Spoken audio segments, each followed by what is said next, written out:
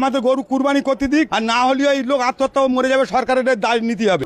সব নিয়ে গিয়ে আমাদের নবান্নকে দাঁড় করাতে হবে। গরু নিয়ে নবান্নে পৌঁছে যাবেন। 14 বছর পরে গোমাতাকে খাওয়া যাবে। তাহলে এই 14 বছরের জন্য কিছু তো তোমাদের গোমাতা। এই বিকল্প রাস্তা বার করে দিক, নইলে তো আমাদের মরা ছাড়া কোনো লাইন নেই। এক্ষুনি যে তাহলে হচ্ছে গলায় দড়িতে মরলে ভালো হয়।